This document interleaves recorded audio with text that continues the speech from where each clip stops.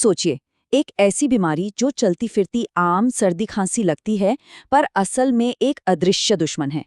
आज के इस एक्सप्लेनर में हम बात करने वाले हैं निमोनिया की।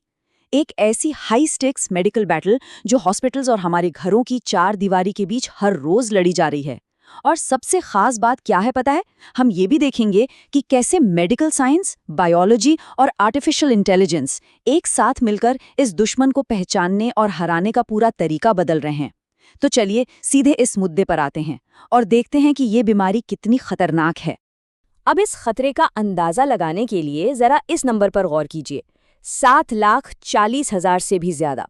पता है ये क्या है? साल 2019 में पूरी दुनिया में 5 साल से कम उम्र के इतने बच्चों ने प्नूमोनिया की वजह से अपनी जान गंवाई थी। ये कोई मामूली आंकड़ा नहीं है। बच्चों में संक्रामक बीमारियों यानी इन्फेक्शियस डिजीजेस से होने वाली मौत का ये सबसे बड़ा कारण है। आधुनिक चिकित्सा और आगे बढ़ती साइंस के बावजूद ये कितना बड़ा और जानलेवा खतरा है, ये नंबर हमें साफ साफ बताता है। तो अब सवाल ये उठता है कि इस ग्लोबल क्राइसिस से दुनिया निपट कैसे रही है? ऐसे में वर्ल्ड हेल्थ ऑर्गेनाइजेशन जैसे बड़े संस्थान अपनी पूरी ताकत झोंक देते हैं। WHO की जो नई गाइडलाइंस हैं, उन्होंने रिसोर्सेज को सही जगह लगाने के लिए निमोनिया को 2 बेसिक कैटेगरीज में बांटा है।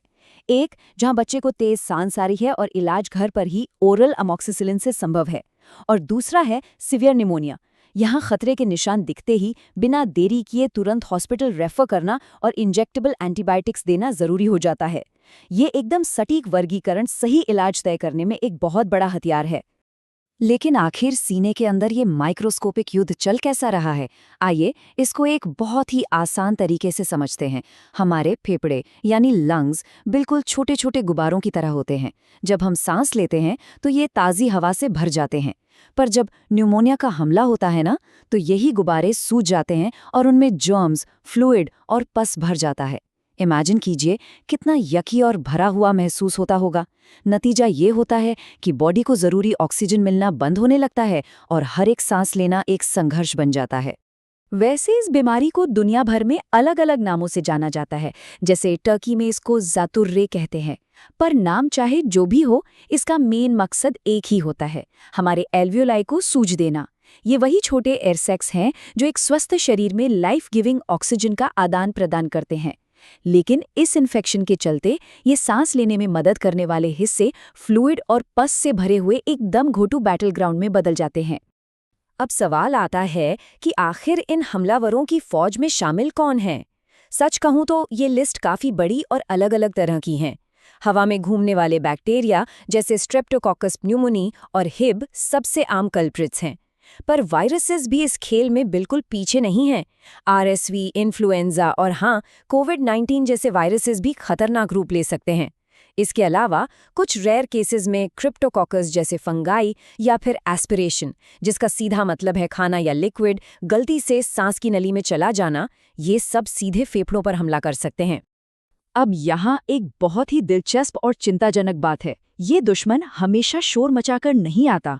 अगर हम एक स्वस्थ, जवान अडल्ट की बात करें तो लक्षण बहुत साफ और लाउड होते हैं, जैसे तेज बुखार, गाढ़े बलगम के साथ खांसी या चेस्ट में शार्प दर्द। लेकिन जो हमारा सबसे कमज़ोर वर्ग है, यानी नवजात शिशु और बुजुर्ग, उनमें ये इन्फेक्शन बिल्कुल खामोशी से छिपा होता है। बुजुर्गों में अचानक से कन्फ्यूजन आना, बॉडी का टेम्परेचर गिर जाना या छोटे बच्चों का एकदम सुस्त और फ्लॉपी पड़ जाना इस बात का संकेत है कि बीमारी बिना किसी टिपिकल फीवर के भी जानलेवा बन रही है। और सच बताऊं, ये साइलेंट लक्षण पहचानने सबसे मुश्किल होते हैं। बायोलॉजी और जर्म्स के अलावा हमारे एनवायरनमेंट में भी कुछ ऐसे छुपे हुए खतरे मौजूद हैं जो इस रिस्क को कई गुना बढ़ा देते हैं।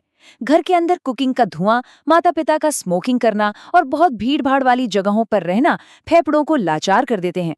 और एक बात जो शायद थोड़ी हैरान करने वाली है, हॉस्पिटल्स में जो लाइफ सेविंग वेंटिलेटर्स होते हैं ना, उनसे भी वेंटिलेटर एसोसिएटेड न्यूमोनिया यानी VAP का खतरा रहता है। खास तौर पर उन मरीजों में जिनका इम्यून सिस्टम पहले से ही थोड़ा वीक या कॉम्प्रोमाइज हो चुका हो। तो ऐसे में मेडिकल प्रोफेशनल्स आखिर करते क्या हैं? वो बिल्कुल एक डिटेक्टिव की तरह इन छुपे हुए दुश्मनों को ढूंढते हैं। ये ट्रेडिशनल जर्नी शुरू होती है स्टेथोस्कोप से। डॉक्टर फेफड़ों में अजीब सी गुरगुराहट या क्रैकल्स सुनते हैं। फिर पल्स ऑक्सीमीटर से ब्लड में ऑक्सीजन का लेवल देखते हैं। उसके बाद एक्सरे की मदद से फेफड़ों की सूजन को लोकेट करते हैं और आखिर में कल्चर टेस्ट के जरिए उस एग्जैक्ट जर्म का पता लगाते हैं जिसका पूरी तरह से खात्मा करना है। ये तरीका एकदम एस्टैब्लिश्ड और प्रभावी है, पर देखिए इसमें वक्त लगता है। और ठीक यहीं पर हमारी कहानी में एक नया मोड़ आता है। जैसे जैसे मेडिकल टेक्नोलॉजी आगे बढ़ रही है, एक कमाल का सवाल उठता है। क्या आज की एडवांस्ड मशीन्स एक्सरे पिक्सेल्स में छुपे उन माइक्रोस्कोपिक क्लूज को पकड़ सकती हैं जो इंसानी आंखों से गलती से छूट जाएं? क्या आर्टिफिशियल इंटेलिजेंस इस युद्ध में अर्ली डिटेक्शन के लिए हमारा सबसे तेज साथी बन सकता है? इस सवाल का जवाब बहुत ही शानदार तरीके से इस प्रतिशत में छपा है, 95.8%। फिरात यूनिवर्सिटी की एक रीसेंट डीप लर्निंग रिसर्च की गई थी। उसमें सपोर्ट वेक्टर मशीन्स और कन्वोल्यूशनल न्यूरल नेटवर्क्स का इस्तेमाल करके एक्सरे इमेजेस के बिल्कुल सीधे पिक्सल से न्यूमोनिया को पहचाना गया। लगभग 96% की ये एक्यूरेसी। अर्ली डायग्नोसिस की दुनिया में ये सच में एक बहुत बड़ी क्रांति है।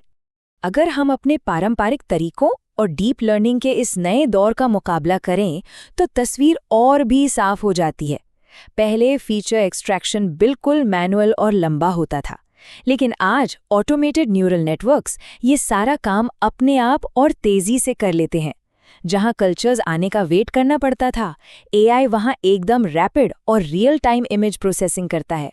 हम इंसान हैं तो इंटरप्रिटेशन में थोड़ी बहुत वेरिएबिलिटी तो आती ही है, पर एआई मॉडल्स अपनी स्पीड और गजब की एक्यूरेसी से फास्ट अर्ली डिटेक्शन का पूरा गेम बदल रहे हैं।